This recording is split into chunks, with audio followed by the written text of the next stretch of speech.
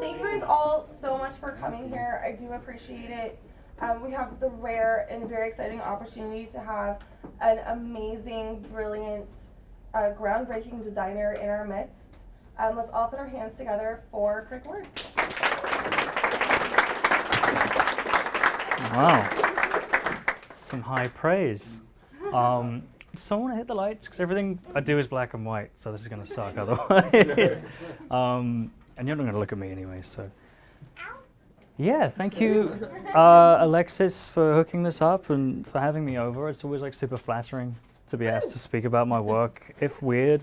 I don't know why anyone expects designers to be good at this, because it's like the polar opposite of what we do on a day-to-day basis, just like living in your screen or whatever. And this is, you know, whatever, I'll do my best. I'm a little faded, like with some jet lag, but I'll get there.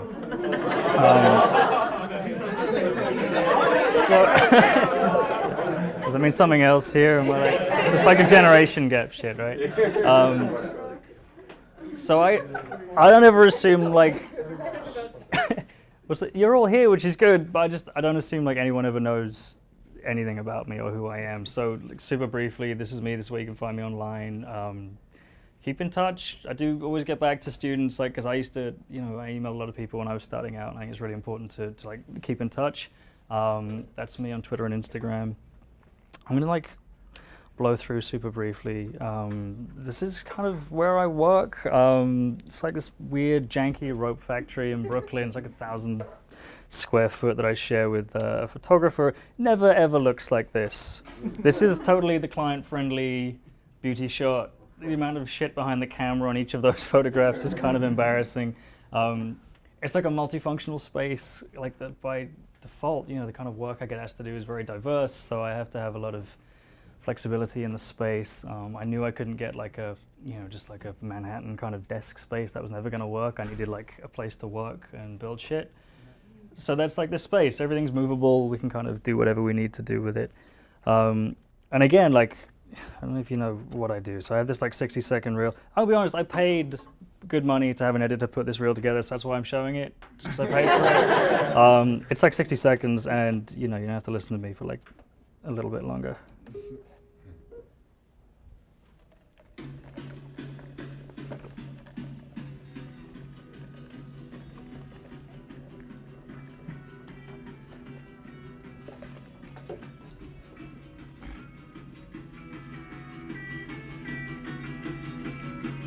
Getting loud.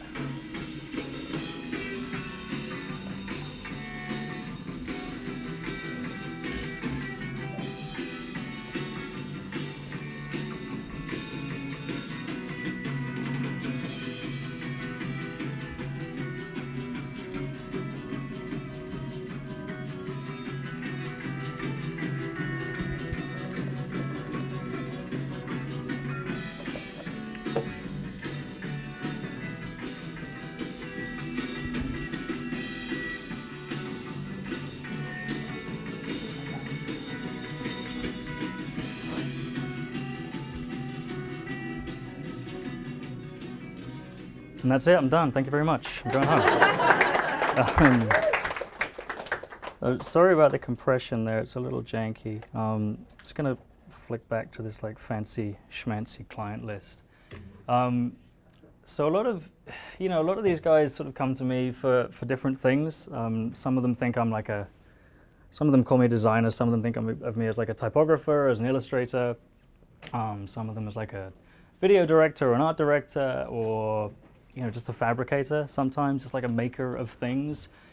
And that obviously makes for a very unsatisfyingly wide business card. So whenever anyone asks me, you know, in the business sense, whatever I do, I just call myself a designer, and I know it's something that's kind of fallen out of vogue. Not many people just like to call themselves designer. You have to be a UX designer or a motion designer or like a certain design. I'm just a fucking designer, it's fine. Like 100 years ago, when I was like in your position writing my thesis, I started it with this quote by the late Mr. Vignelli. The design is a communication of information in an appropriate visual manner. And it's those sort of last three words that I kind of hang my hat on in terms of my business. I think it's, you know, for me, design isn't about having a style. It's not about projecting myself onto the work. So I think as soon as you do that, it becomes more about you than the actual work. And then it sort of starts to fall apart as a piece of communication. So for me, it's all about sort of creating something appropriate for every project, and by and large, that means sort of doing something different for every project, which is annoying, but it's kind of how I've decided to do things. Why? So I realize I'm like the only there's like 2 people in this room who have seen this fucking movie. I was going to make something about starting at the beginning. Whatever. It's a nicely shot film. Very good. I'm going to start at the very beginning, is what I was going to say. Thank you. So I was born in like 81, very much a child of the 80s. But I don't think, as you know, you're not really sort of visually aware until you get into your teens, until you start to sort of interact with popular culture in any sort of meaningful sense. And so as a teenager in the 90s, everyone was listening to Nirvana and like Smashing Pumpkins and Green Day and like Nine Inch Nails. It's like a very raw, textural sound. And of course, by default, the kind of visuals that come along with it, art imitates art. The visuals that kind of come along with that are this very raw, textural, kind of experimental, grungy kind of stuff. So obviously, California's own Mr. Carson was like front and center in that. And another guy, Vaughan Oliver, who's like a British designer who's doing like similar kind of work. And then a group called Tomato, who I don't even know if they kind of made it over here. They're very important in like the British design scene in the 90s. And they were doing this sort of very visceral, sinewy kind of typography. It was very exciting. I'd never seen anything like it at the time. And, really sort of tearing the type apart and like showing you the insides, which was really cool. And I kind of, I guess by default, you're influenced by that. This kind of stuff just sort of starts to make its way into your subconscious. This next slide I kind of didn't even want to put in because I hate being negative, but I am British, so I can't help it. This was like everywhere in the 90s when I was growing up. This is kind of like mass type, like everyone was kind of doing this kind of look. And when I look around now at like the popular kind of typographic styles, like this is the kind of stuff I find. And I don't know, what the fuck did I miss? Like what happened? Like, and I should be clear, I don't like dislike the people who make this work because I know some of them personally. It just doesn't, it's mute to me. It doesn't sound like anything. It's like this kind of weird Martha Stewart old lady aesthetic. Kind of doesn't really belong anywhere apart from like Connecticut wedding invites and children's toy packaging. I don't know, it's just bizarre. So I'm sorry if this is your vibe. It's not my vibe. You may want to leave. I don't know, it's like there's probably not going to be much here for you. So I just kind of, just want to like share how I feel about this kind of stuff because it's just weird to me. But I'm old, so it doesn't matter. It's like these people are not speaking to me. Whatever, I went to college. I fell in love with printmaking and letterpress. It was something I kind of didn't get into it until right towards the very end of the course. Sorry, that's really strong. What I really liked about it was like the physicality. I don't know if you have like a printing department here or like access to it. I really like the tactility of it, the physicality of it. Like I like that it was a manual process, but more than that, I really like the randomness. And I'm a shit printmaker, obviously, but this is the same O printed 3 times, and I like that you get different results every time. And there's a lot of factors, working with letterpress type that you can't account for, like the degradation of the letters, the cracks, the, woodworm holes, and something stupid like a hair on the press, like when you start losing your hair like me, like it's a bigger thing. Or you smudge the paper when you take it out, whatever. Like a lot of things that you can't control with this process, and I really responded to that. So I was doing a lot of it when I left college. Like I say, I got into it quite late. I graduated. I went to work at an ad agency, and the first thing they did was stick me down in front of a computer and ask me to make credit card ads. And that was it. Like they hired me for this kind of work, but then the reality was they just wanted me to be any other designer. And I knew immediately that wasn't going to be enough for me creatively. So like I spunked one of my first paychecks on this really awesome, janky old printing press, which I set up in our spare bedroom. And evenings and weekends for the next couple of years, I used to just stick around with it and like just typeset stuff and create these kind of illustrations that were fun for me and just like a kind of an antidote to the sort of screen-based kind of work that I was doing. This sort of eclectic look was not actually by choice. I just didn't own a complete typeface. It's like an expensive hobby. And I used to go to Covent Garden, which actually is just here, just there by Charing Cross. And a guy had a stall there at Covent Garden Market, and I would buy these at like whatever the exchange, like $2.50 per letter, and it's like a very financially inefficient way to amass a type collection. I'm aware of that, but I was young. So I did this kind of stuff, and eventually I sort of set up the Words of Pictures domain just as like a house, to house all this like experimental type printing work that I was doing. And no one ever believes me when I tell this story, but within 6 weeks of me setting up the Words of Pictures website, I got an email by this guy, Leo Young, who was art director at the New York Times Magazine, who just needed a headline typesetting for the William Safire column. And I was like psyched. That was amazing to me. So I could get $500 for doing this. Like that's huge. And I should point out, like the budget for a New York Times illustration in 1980 was $500, and in 2006 it was $500, and it's still $500. Like inflation and creativity kind of don't like track. But I was delighted, and so once I had that under my belt, I started like pursuing work in this area, and I used to go down to the magazine store and take down names of art directors and designers who were working on magazines that I used to like to read or just wanted to be involved with, and I'd send them off postcards and started to accrue work. I got an agent after a while, and it was all this kind of same vibe. The commissions got bigger, so this was like an ad for The Economist magazine. It's like some billboard thing, won some awards. And then things got really big, like physically big. So this turned up in Times Square for Dockers. And what's cool is this was all still done on that shitty little printing press. I was just like scanning stuff in at 3000 DPI at this point. I'd rather buy a really expensive scanner than another printing press. Like some weird logic to that. So this is cool, and I think there's always going to be like a want for this sort of work, because it's very, it's got that texture, it's got that authenticity, and it feels handmade and tactile. But for my part, coming back to that initial quote about being appropriate, it just started to feel less and less appropriate for some of the work. I think I have a couple more pieces in here. Like this was for the 99% Occupy film. I'm going to talk about this. It just sort of, I was getting asked for, like GQ would email asking for a headline about sex in letterpress. I was like, well, why? That just doesn't feel appropriate to anything. Why wouldn't we make it out of like underwear or like women's body parts or something like that? Or like Unilever wanted to do an annual report in this whole style with like chemical compounds or like letterpress. And I was like, this is just bizarre. So I found myself suggesting more and more elaborate type treatments outside of this sort of letterpress work that people were coming to me for. And on top of that, some people just can't deal with the process of printing, like something for real. One of whom, one of the clients who was a disaster to work with, someone's always going to ask me who my least favorite client is at the end of every talk.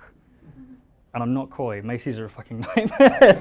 They're a disaster. Like they wanted all the energy and all like the excitement and the drama of letterpress, but like over the course of 16 rounds, I had to design this shit in Illustrator, get it laser cut from wood, and then print it like after the fact. It was just weird. There was no way they were ever going to just send me off to a print studio and like let me have 2 days with some real type and give them a poster. Like they wanted to control everything, which is kind of like at odds with what I do. Whatever, it's still got a place. Like it's nice to, it brings like an edge to stuff. So it still turns up in my portfolio from time to time. I art directed this campaign a couple of years ago for Kettle. And everyone was so beautiful in the campaign, and we shot it up here in the hills in LA, and everything was like so stylish and gorgeous. I just kind of wanted to take something away from like just take away from that a little bit. So we just like same deal. I actually had this like laser cut from wood and just sort of printed the logo just to give it something, just like something more human. So like around 2007, I started to move away from letterpress, like actively trying other things. But the one thing I really wanted to keep from that was this sort of random aspect and this, keep the physicality, keep that sort of chaos element. Like I didn't want to control it because that was not, I'm not that kind of designer. I don't like have to have control over everything.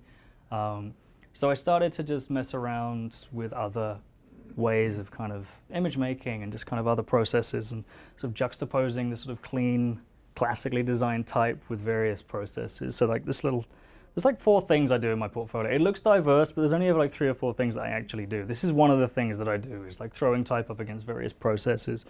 So, like I say, when I had hair, this was like, I'm going to show this because it's like the first kind of thing I did. I don't really like it anymore, but it's like the first thing I did in this world. I was at the barber's one day having my hair cut, and I noticed this perfect little ringlet of hair on the floor, and I told him, don't fucking sweep it up. I'm coming back for this.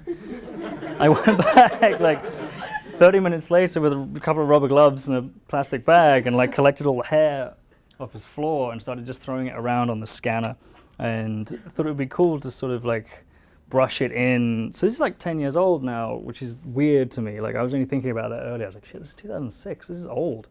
But I like it as a thing. It's like it's doing the right thing. It's like taking that clean type and throwing it up against some kind of random process, and it's sort of doing the right thing. So it informed a lot of work for me over the next few years. This is around the same time, and I look at this now and it just feels really polite and naive, but still like a fun thing. And you know, there was a bit more manual aspect to this in that I was sort of tracing the letters out and dripping ink on it and kind of compositing it after the fact. But this is like a style that I just keep coming back to, and it's really good for editorial work because you know it has to be quick, it has to be like, you know, there's never any money for it or whatever. So I'm always like trying different things, and you know, this is the same deal. It's just ink and type, but just done in a different way, and it can be very dramatic and very exciting, or it can, you know, it can be like kind of something feminine, a little bit more delicate. So this is like a type treatment I did for Mulberry. For their, I just feel like I'm talking like this is the problem when you're showing type. You just end up like reading the fucking slides. So this is like for their 2011 Fashion Week video, and they really liked it. They ended up using it in store and all their collateral, which was kind of nice. It doesn't have to be physical. I like working with tech, but not in like a shiny way. I like exposing the underbelly. I like you know, kind of from the 80s. I like kind of Atari graphics, like kind of, you know, pixels, and I like to see how things are made and how you can, like, you know, pull it apart. So I work a lot with a program called Processing. I don't know if any of you guys know it. It's like a free thing. It's all like JavaScript stuff. And what it does really well is like physics simulations and particle sims. So stuff like this for Wired, you know, like every one of those letters was an image, and I took it into processing and then like exposed it to some like gravity or some, you know, various physical forces, and just like built this headline. And this was cool because they really liked the still image that was done for the magazine, and then they commissioned it as like an animation for their first ever animated iPad cover, which was nice. And Wired are perfect for this kind of work. You know, they love talking about tech, but they like the idea that underneath it, there's always a chance that someone could just fuck up and go like, kind of like Terminator style, like something can go wrong. So I get asked to do a lot of this kind of glitchy stuff. Some of it is done in processing, some of it is done in, I don't know if you've like, what is it, where you save an image as a JPEG, you change the file name to .txt, you can open it up in a text editor and you can like start deleting just random letters, and it kind of glitches it and makes all kind of cool effects. So this is like a similar deal to how that was done. I'm always like trying to make new textures, and a lot of them might look quite slick on the surface, or they look quite polished, but they're usually very lo-fi, especially for the editorial stuff. This is actually, well, what was it? It's just like a piece of acetate that I just kind of half melted with a heat gun, and I just threw it on the scanner to see how it looked, and it kind of gave me this cool sort of weird thing where, I don't know, this is just how it looked on the scanner, and I just decided to throw some type up against it to see how, you know, see how it would look. It kind of looked like one of those Hubble deep field images with like gravitational lensing and stuff, like a really cool look.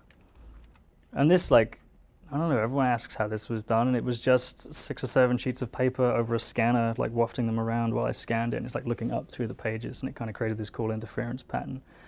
This was for the V&A Museum back in London, and they commissioned me for like a year-long project, which was really cool. I did like 12 of these illustrations for their late night openings once a month, and this was for postmodernism, so I wanted to do something that looked very contemporary but done with like old techniques. So it's just spray paint and photocopier, basically, and a bit of Photoshop.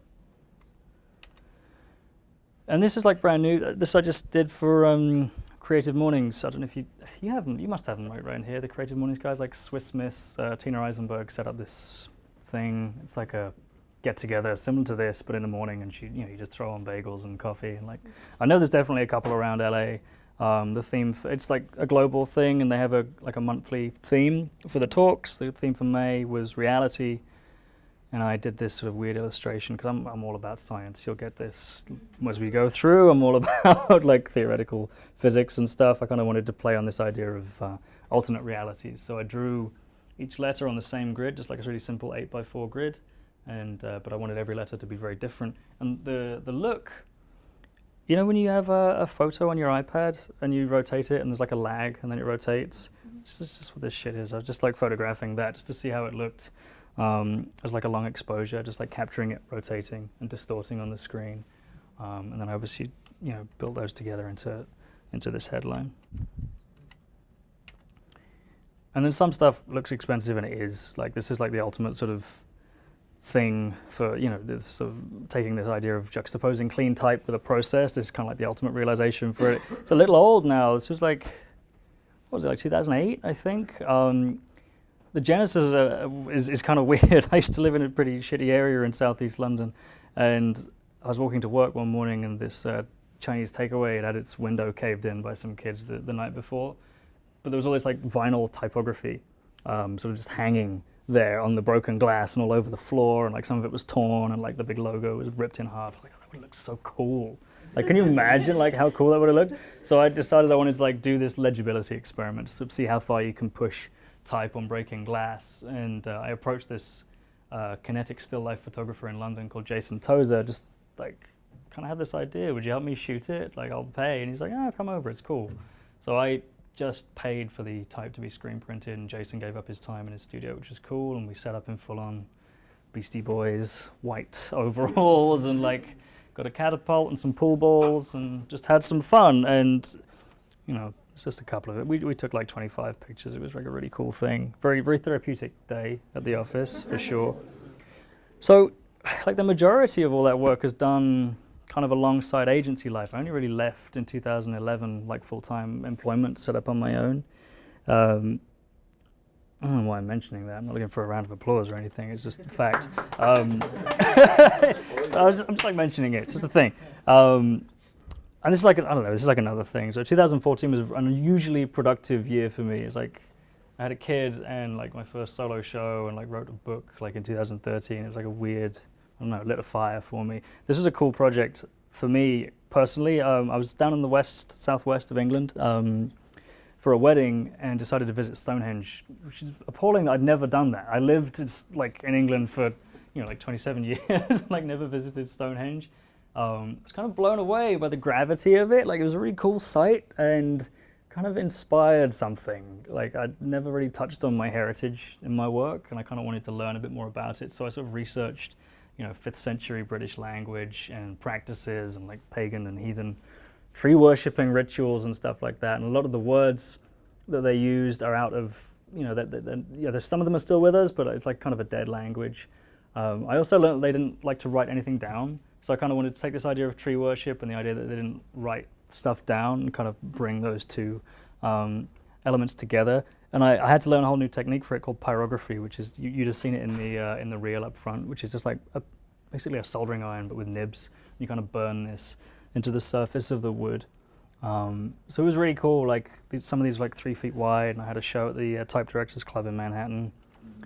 I just like these abstract shots. I kind of prefer the abstract shots to the whole things actually.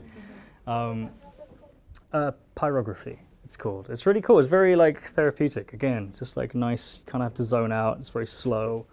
And the pens, you can get them on like Amazon for $20 or something. So that work, I think, all falls under this banner of, you know, type plus process, and then there's like this other arm to the work, which is typography as a result of a process. And this, you know, this is like where the more organic kind of work comes in. This is a very recent project that I just completed last summer called Subvisual Subway.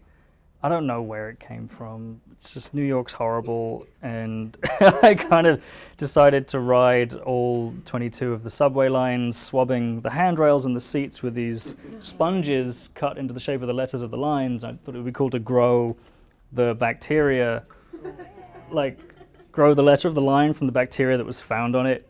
It's so horrible, but it's summer, and I'm always really quiet in summer for work, so I try and do all my personal work in the summer, because that's kind of when I'm guaranteed to be like quiet enough to do this kind of ridiculousness. And this blew up on me. And, you know, you never really know what's going to stick, I suppose, but I think it sort of scratched the sort of germophobic underbelly of New York. It's like this kind of Woody Allen sort of, you know, easily grossed out thing. And it was everywhere. It was like on ABC News, and National Geographic featured it, and Discovery Channel. I don't know, it was weird. It's like seeing it like get outside of that design blogosphere, which is where my work usually ends up, and sort of just penetrate into the media properly and like turn up in Time Out and like Huffington Post and places like that. It's just pretty weird. Weirdly, not actually my first time working with like biomatter and cells and stuff. It's something I'm always like intrigued by. Back in 2009, 2010, Creative Review, which is like a big magazine for design and advertising back in the UK, asked me to do their annual cover.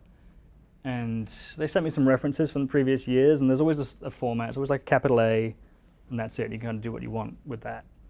And there's like an upward trend in production values. They had no budget, bear in mind, and this is right around the time I was moving to New York as well. The year prior to mine was like a 12-foot ice sculpture of an A and like a hangar in Plymouth. It was like an amazing image, but I was like, what the fuck? How can I even top that? That's crazy. So I thought, I'll flip it. I'll come at it another way, see how small I can go. And I like asked around and got hooked up with this huge stoner immunologist in Colorado called Frank, who's amazing. And he's just like up for anything. I was like, can we like grow some letters out of cell? Have you got? And he was like a proper working immunologist trying to like battle bird flu and stuff around that time. And he's like, yeah, come on over, it'd be cool.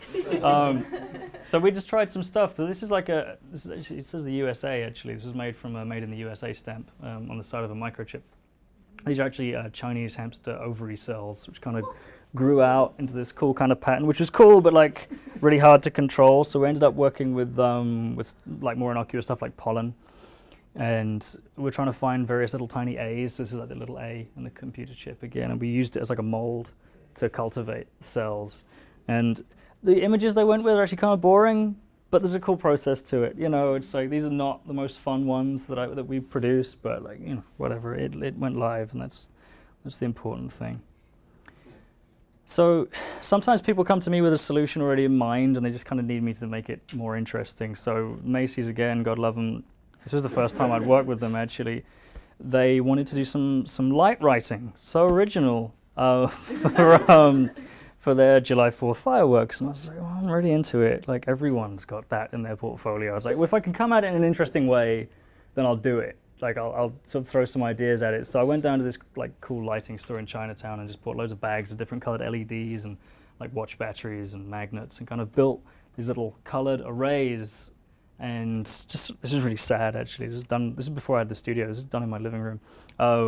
Just like lots of constituent parts of a typeface, just like curves and semicircles and V shapes and straight lines, and kind of gave myself this like toolkit of elements to work with. And I'm not going to sit up here and like do a fucking Photoshop demo, but just like let the photographs kind of dictate the shape of the letters and kind of like construct the type in a different way. So I was able to build this cool like alphabet sort of type treatment for them, where every letter was completely different, had a lot of energy, very colorful as well, like not my usual MO, but a lot of fun. Still like one of my favorite projects, I think. Similar deal for, yeah, that's right, Secret deodorant, is that a thing? That's a brand? Yes. Yeah. So Leo Burnett from Chicago came to me, and they had this image of like an athlete dusting his hands, and they wanted the word fear to be coming off his hands, made out of chalk and chalk dust.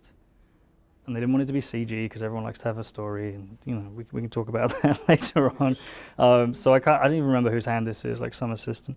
So we just kind of got like some ground up chalk and some board erasers and just started photographing that, just to see how it looked in this kind of high contrast environment. And again, just like started, just let that sort of dictate the look of the type, and it just kind of designs itself after a while, which is kind of cool. So that was like the finished piece. I'm not going to show you the ad because they did such a horrible job. This is the problem when you work with type. People just say, oh yeah, give us the layered file. That's cool, yeah, because we're going to like do a bunch of stuff with it. I'm like, all right, and they did a horrible job with it. But it's like a cool standalone piece. It's the same principle for this like alphabet made of money, although that was almost like 90% in camera, but with like lots of hat pins and stuff kind of positioning the type around. And I had to end up reshooting different elements. And same deal for this. This was for Maxim for their Hot 100 cover. It was a cool like vinyl printed on white wraparound, and you could see like sexy ladies through the vinyl. So that's like type as a result of a process. And this third strand, 3 or 4, yeah, that works, is type as a physical thing, as like an installation or a three-dimensional object. And this is kind of, I made a rod for my own back with this when I started getting involved with it, because it's kind of got out of hand lately. This first sort of project is a good example of that. So Adobe came to me last year, said, Craig, have $20,000 and go and do some cool stuff with our logo as part of this remix project. If I was smart, which I'm not, I'd have just bought some ink and some paper and done something really simple, like any other illustrator in the world. I spent every cent and then some, kind of coming up with this ridiculousness. I wanted to do something about ideas and Adobe as a facilitator of ideas, and sort of something that spoke about the creative cloud as well. It's like a cloud of ideas. So I came up with this idea of like a cloud of light bulbs, like light bulbs obviously being a metaphor for an idea, to make their logo. And it was cool. When I did it in Cinema 4D and I like kind of mapped it out, it was 600 pixels wide. It felt really achievable. And then when I, decided to start building it and translate it up to like a real life scale, it kind of got really ridiculous, and this like huge 17-foot wide thing we had to build, and ended up weighing like 400 pounds, and like had to hoist it 20 feet in the air. Like the scale of it was ridiculous. This guy's really cool, Jason, what's his name? It's so embarrassing. His name's Jason, he's a really nice guy.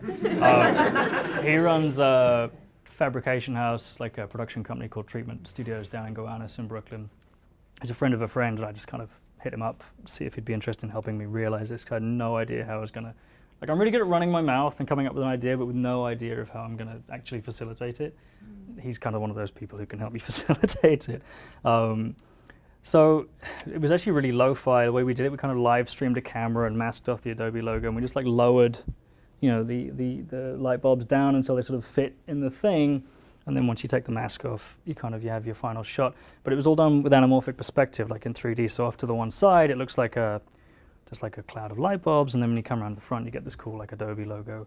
And this is like another reason of why you should work with specialists sometimes. So my studio mate Johnny is, he's actually like a punk kind of a concept photographer, but he's really good at working in low light because of that. So he has like a really good sort of camera setup. He's used to shooting at like 10,000 ISO and just like getting the best results in low light. And these are all on dimmers, and I wanted that. But all these lens flares and stuff are all in camera. He kind of turned up. I asked him if he'd want to help me shoot it. He turned up with like a hazer, like a fog machine, and like a $3,000 like medium format Technicolor camera, and like, I don't know, like lenses that were like 10 grand a piece or whatever, and did these amazing like 3-minute exposures on like film. And like I had no idea what I was going to get at the end of it, but the image looked really cool, which I'm happy and relieved about. It doesn't always have to be like super expensive. You have like access to laser cutters. This was for a reissue of the Diana Ross track, Reflections, for like a charity back in the UK. I wanted it to feel sort of disco, so I cut it from, it's all kind of blown out. There's some nice rainbows and stuff happening in the bottom section. So like it's kind of referencing mirror balls and stuff. This sucks, I don't want to talk about it. So it's obviously like very commercial, this kind of work, and that's sort of by necessity, because really these are the only people who can afford it, like for advertising campaigns. I'm not going to go and spend $2,000 at Fresh Direct on groceries for like a $500 commission. It's just not going to work. So it's always like the ad companies who kind of, are looking for this sort of physical work. This was for a campaign for Prudential. It's kind of goofy, but whatever. Like we try and do a nice job, right? These are part of bigger headlines about like saving money and stuff. Oh, the popcorn. It was a nightmare. This was another like running my mouth situation where I thought it'd be cool to build type out of stacks of pennies without any, concept of how heavy stacks of pennies get. And the reality of working with stacks of pennies which tend to fall over. So we had to like glue these spines of like $500 worth of pennies and build this like cool headline out of it. Now interesting, you'll see, whatever, like spot the difference here. This is like a weird situation where the client, we shot it obviously on like a gray seamless backdrop. The client thought it looked too fake, so they had us put a fake floor in after the fact. So it's actually my studio floor, but whatever, it was never on the floor. You had to reshoot that on the floor? Is that No, we shot the floor and then like put it in post. Like industry's weird. Like you spend like 3 days building something and they tell you it looks fake. I'm like, well, A, fuck you, and B, like it's not, but whatever. So that's all cool. It's like kind of dressy, fun, experimental stuff. But something I'm not going to talk myself out of work, but I'm often like surprised by how reluctant people are to just do some straight up design sometimes. Just like you use type, it's cool. It's been around for like 6,000 years. Like it's there for a reason. Like type is cool, and I get asked to do now over the last couple of years, especially like a lot of custom fonts and that kind of stuff. And I am not fashion in any way. You can tell this by looking at me right now, but for some reason the work has sort of started to accrue in that kind of area, so I'm happy to roll with it. It's cool. This is like a custom font I did for Mr. Klein for their performance range. I don't know when it's coming out. The lead times on this work are horrendous. It's ridiculous. Like this was done like a year and a half ago. It's still not like out in the world, so I've just started showing it. I don't care. Like it's going to happen at some point. Whatever. Like there's NDAs somewhere. I'm assuming no one here works for Dior or anything, right? So it's cool. Like, and I try and have a bit of fun. I don't really like just straight fonts. So you use like 2 E's and 2 A's and like 2 versions of the C's. Like I try and have some variation in the fonts. These guys got in touch. Didn't see this ad campaign? It was so weird. It was so weird. It was so weird. This was not the apologizing to Australia for the dogs thing. This is like just a weird sort of ad campaign that Dior did, and the totally unpretentiously named Sauvage. So they wanted. Oh. Serious, that's a whole other thing. We can talk about that afterwards. They wanted like a classic font, but with like some aggression to it and some weirdness. So we ended up doing like the V kind of cuts really way down below the baseline, and there's some like goofy kind of kicks out on the serifs, and like it's like a very traditional font, but with some cool little touches. I sent them like a nice little letterpress poster once it was all done. This was for Kevin Durant's range for Nike, and they kind of wanted this sort of schizophrenic vibe because he's like, a nice guy but pretty badass on court. So we kind of came up with this sort of very clean, restrained thing, but it's doing some weird stuff as well. And it's all about, just like capturing a mood often. Like it's like trying to tell the story in as simple as way as possible. I ended up reusing. I didn't reuse it. I was like, I like these numerals. I didn't think like they had enough life, and I got asked to do.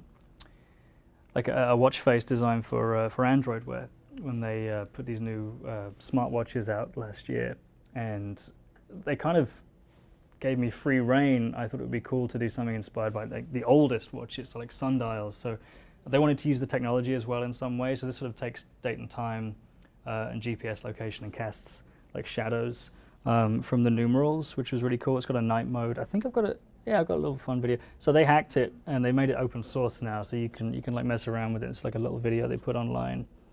Oh, I'm sorry about all this buffering. That sucks. But you get the idea. Like it was a fun thing. And it's a freebie. If anyone has like one of those things, you can get it on their app store. This is like my first project for Calvin Klein. Like 3 years ago now. They used to have this lovely head of art lady called Jean McCartney, who'd been there since the 80s, since like actually Calvin Klein worked there. She had seen a font like this that I'd designed for myself on my website, and she just emailed asking if she could buy it. And I was like, well, yeah, of course, but I'd be remiss in my duties if I didn't like do some work on this. I can't just like sell you this. So I did like a full type exploratory, and we redid like the same kind of thing, but using their obsession font as like a base, and kind of cut this sort of emerging sort of creepy little font. And I got to work on the packaging, which was cool. So like really super simple, very clean, very Calvin, And again, like they came to me again for this. This is like such a subtle thing. Everyone's like, oh yeah, cool, whatever. But like I was really pleased with it. I got the bottle was naked, and they just wanted something to reflect it, and so obviously the proportions of the logo are all exactly the same. But I drew this too, like to fit exactly over the C and the K. Like you can overlay those two really well. Like whatever. It was cool. Yeah, it's like like no one's ever mentioned it. And then it's interesting though how a designer sees things very differently, because those are the things that we pay attention to, is the size. And that's what they get that's what they pay for as well. That's like that sort of that extra thought and like that little idea, because we could have just done a nice 2, whatever. But I like everything to come from a place when possible. And then whatever. This is like an alphabet I just finished for them for their holiday campaigns. This will be out in like 6 months for that blank in my Calvin, so they wanted like a hand-drawn font for that, so we painted it. Why 2 A's, 2 I's, and 2 O's? Because, thank you for asking, I'm like, because I hate it when you see exactly that. It like totally gives itself away. Like, I do that with every typeface that I do, especially if it's like a physical thing or a photographic thing. I always give people options, especially around the vowels, because Those are very common. they get used more often.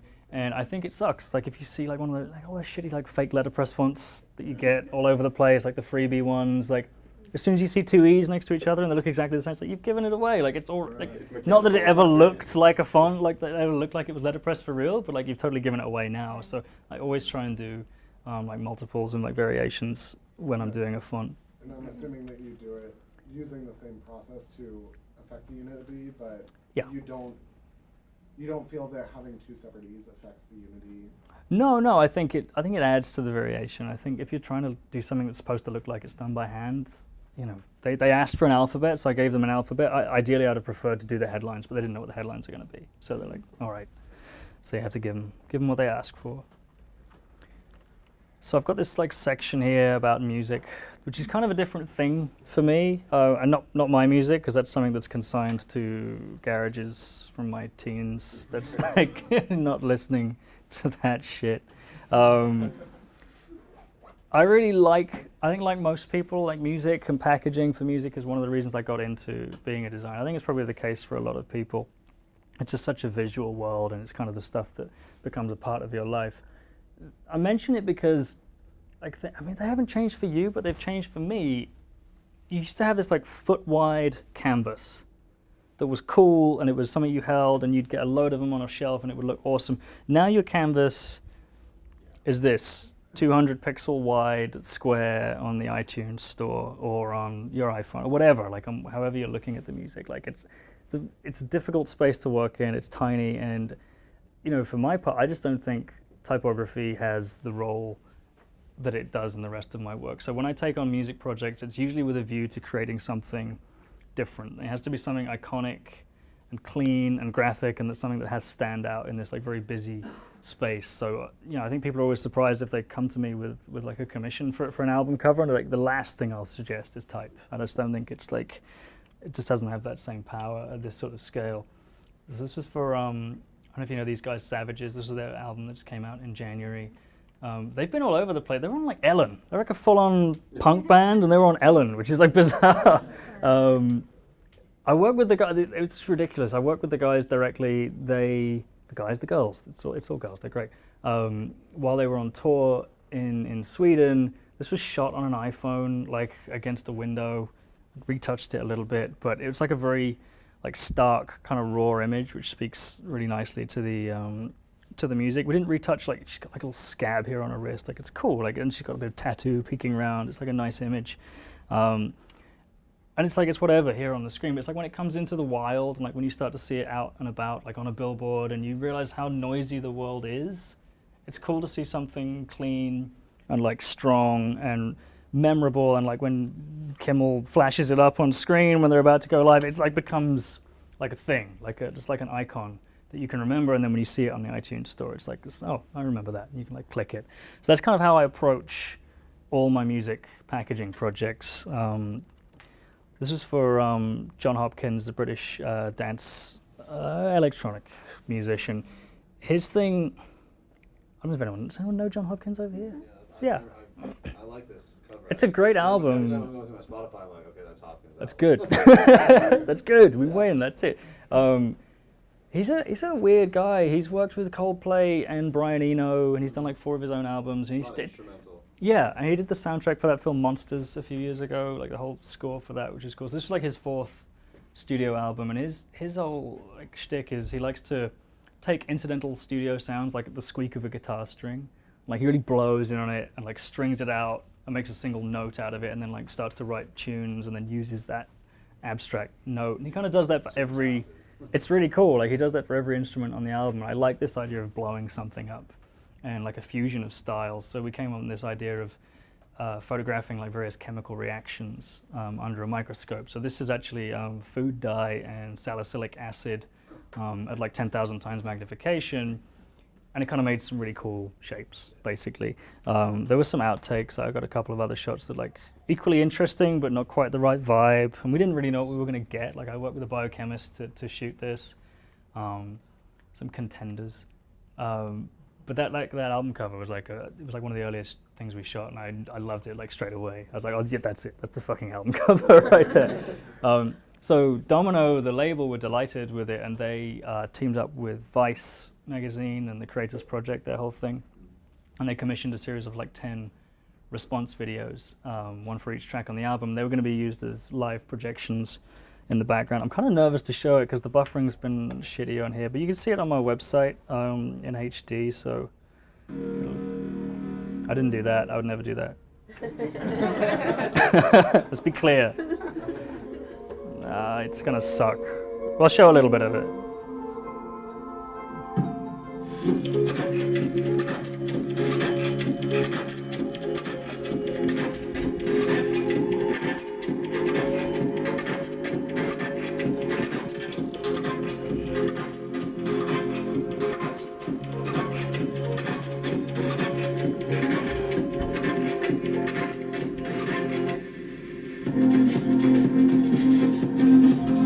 So let's talk over this a little bit. So these were all supposed to sort of speak to the music.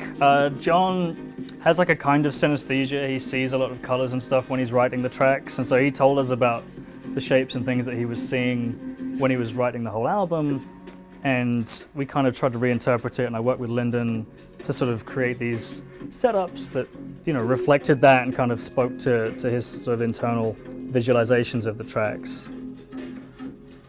I'll let like one or two more play out. So these are obviously full-length films. This one's a cool one. I like this one.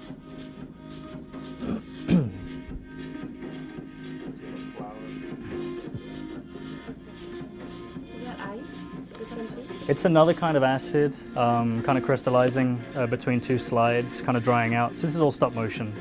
It's like over a few hours. I recently saw a bunch of images of, it was like your favorite alcoholic drinks. Oh, that guy, this yeah. I've seen that guy. magnification, and it showed like these really cool. I've seen that guy's work. All right. So there you go, like very gentle, still, kind of warm sounds.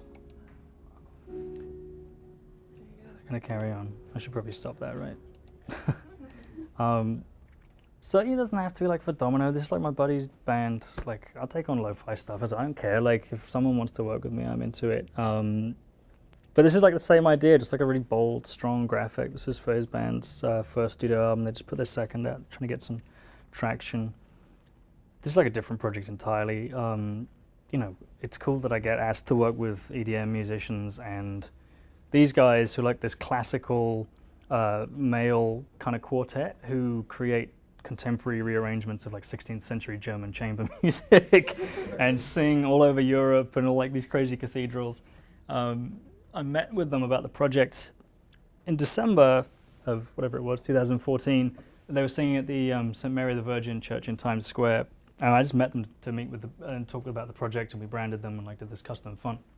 But the church is full of these cool busts and like statues.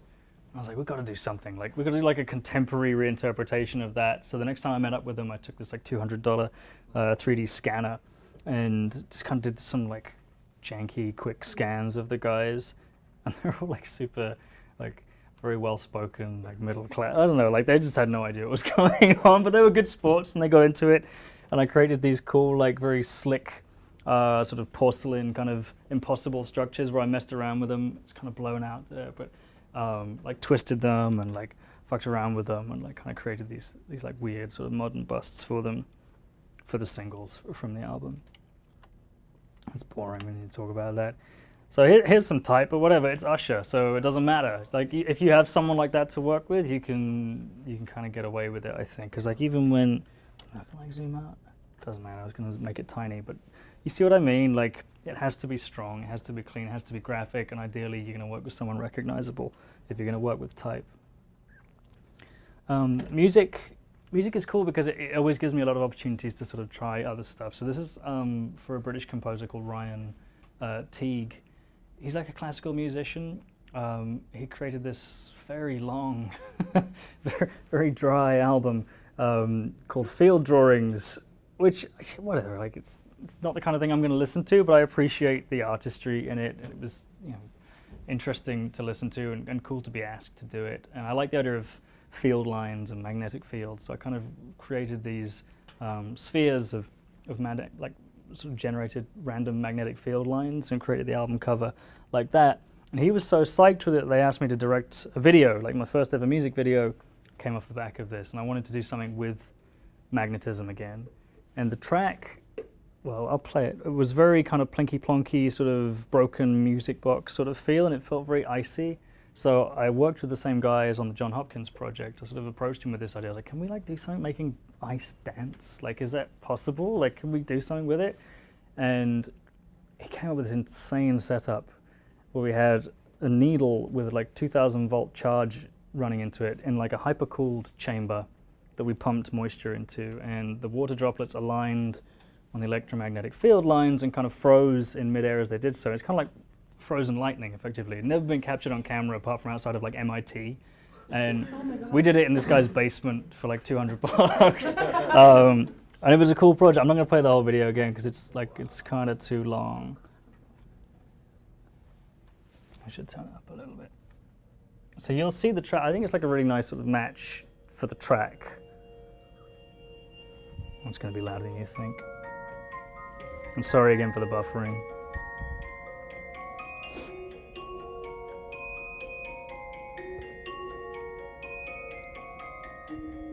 So this is the stuff. These like trees of frozen electricity. Like, it was really cool. And these are tiny. These are on the head of a pin, like super tiny. The camera setup was insane. It was like a macro lens with some billows and a focusing lens and then some more billows and another macro. It looked like a gun from Aliens or something. It was like this insane setup just to get these tiny microscopic sort of spiderweb images of electricity freezing in midair. It was really cool.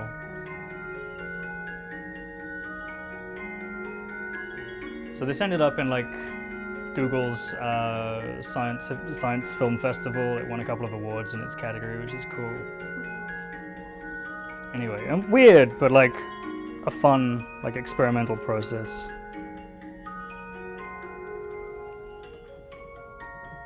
I'll let this play. This was like a different thing in the same setup. It was like a tiny glass capillary, which we just rotated and let the crystals form on it, like it was kind of twirling. It was cool. It was fun. I have a question.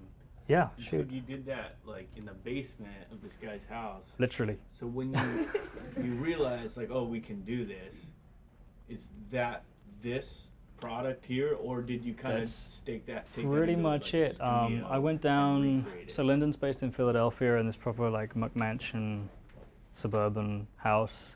It's got this like 2,000 square foot basement, which is fantastic. There's a $20,000 Japanese microscope under there, and like pools of algae that he's growing, new species of shit. It's so good. Like, he's such a good guy to know. I went down there and worked with him for a weekend on it. We just tried some stuff out, and he perfected it over the next couple of months. It's a very slow project, and it was like all done in his spare time because it was a no budget situation, just something I wanted to do. And then we went back and shot this over 4 days. Really boring. Like, some of these were a few seconds, but some of those ice shots are like 8-9 hours of just letting shit play out. Yeah, my shoots, like when clients want to come on my shoots, I just like, yeah, come, enjoy it, knock yourself out, it's gonna suck. Like, my shoots are super boring. It's like, there's nothing glamorous about it at all. What else? All right, so I got this like other section at the back. So I wrote a book. Some of you know I wrote the book. I don't love the book anymore. I think it was a fun project. I'm glad I did it. I think it's a good snapshot of where I was in 2013. There's some stuff I would do differently. We can talk about it another time.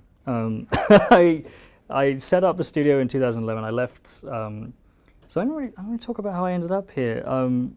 I was recruited by an ad agency called Grey up in New York, and a recruiter kind of met me at an awards show at the Art Directors Club Young Guns Awards, and she asked if I'd ever consider working in New York. And this was like 2009, like midst of the recession. I had no idea anyone would even consider hiring me at that point. I met with Grey and went home on my vacation with a job offer, which was bizarre. I gave it 2 years. It was a 2-year contract. I couldn't afford to leave before. Everyone was lovely, but I just wasn't getting the work out. I was there like 2 years. I got 2 campaigns out, which didn't feel like a very good return on investment for 60 hours a week. So I left. I didn't feel like I'd seen enough of the States, traveled enough, and like enjoyed it enough. So I decided to roll the dice, applied for an O1 visa, and decided if I got it, I'd stay. If not, go back to London, whatever, not a bad second prize. And got it, and immediately had no work on for like 4 months. So I thought it'd be a cool thing to like exercise my demons. Like I was doing my own thing for the first time in my life. Like I'd always been like someone else's employee, and this is the first time I had my own space and my own time. So I thought I would like write down every piece of bad advice that I could remember that I'd accrued over the last like 10 years and put them all in this one place. It started out as a blog, but after like 8 posts, I realized it was kind of writing itself quite quickly, and I approached a couple of publishers with this idea of like a little kind of, I didn't want it to be, it was never going to be like this big sort of coffee table book. Like it wasn't going to be that kind of book. I wanted it to be the kind of thing you'd pick up in Urban Outfitters for like $10 by the register or whatever, and just be like a fun, cool thing to have. So I had a lot of fun with the spreads. It gave me a nice opportunity to reach out to a lot of people who'd inspired me.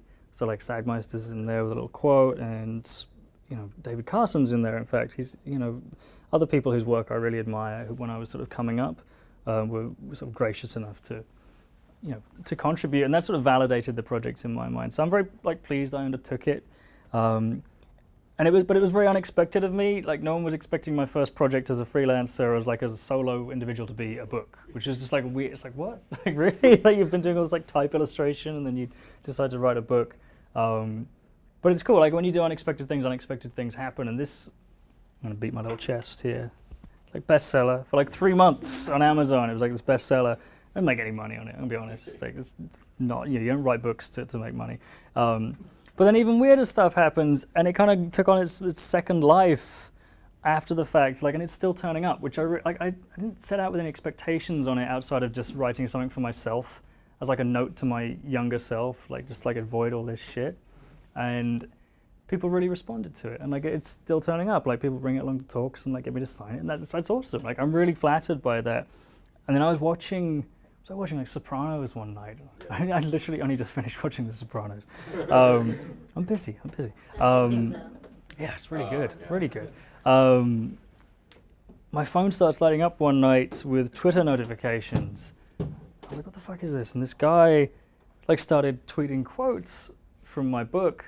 I was like, who is this guy? He's got 1 million followers. And I didn't know his name, but I knew after the fact he was frontman of My Chemical Romance, who before, in his other life before he started that, he's like a solo artist now, but before that he was a graphic artist and he worked at Nickelodeon. And he picked this up while he was on tour in some bookshop, and he was tweeting quotes about it. It's his 10 million followers or whatever, and then suddenly I picked up 6,000 really emo Twitter followers overnight, which is really cool. And they all gradually unfollowed me, who the fuck is this guy? But whatever. It's just really cool. And he, I messaged him after the fact. I was like, dude, thanks so much. That's really cool for the shout out. And he was a really nice guy. And so when I went over to LA to speak at Adobe Max last year, he hooked up for me to go to Warner Brothers Records and meet the whole art department there, and met the executive creative directors. So I've got a couple of projects on the bubble with those. So it's just weird. You do unexpected things and weird shit happens. It's really cool. And this is another unexpected thing. This was a project I completed must be getting on for nearly a year ago. It can't be. It was last year, definitely. Lyndon and I, I've mentioned him a couple of times. We worked on the Hopkins project and the Ryan Teague stuff. We're often just batting ideas around. I'm often asking him, what does this look like under a microscope? Or what does that look like? Could we do this? And he's just all too keen to oblige because he works for a pharmaceutical agency and hates his life. But he actually came to me with this sort of thing. He's like, I built a centrifuge with magnets on it and put some ferrofluid in the middle and just let it run, and created these cool sort of symbols. That's amazing. That's so cool. And it kind of felt like something, I don't know, Aboriginal markings or some kind of, alien language or something. It just felt like it had to be a font. I had to have it as a font. I had to make it. So he just set about generating hundreds of these symbols, and we thought it would be really cool to bring back on my own career and kind of create a full-on letterpress family of these things, and we created these like one-off unique prints where every print was completely different, and we like just swapped out the symbols for every one, and they were printed with ferrofluid, which was really cool. Did a Kickstarter. We were thinking it was going to be like a niche, weird, navel-gazing art project, and it raised like 50 grand. It was insane, and I'm still dealing with shit from it. I'm still like dealing with people whose prints haven't turned out. It's like a horrible thing. But I was really like very pleased and like very happy that I did it. So I don't know. This isn't like a commencement speech, so I don't really have like a huge takeaway. If you are going to take anything away, I don't know. I'm told the work is interesting, which is good, and you've flown me out here, which is really flattering.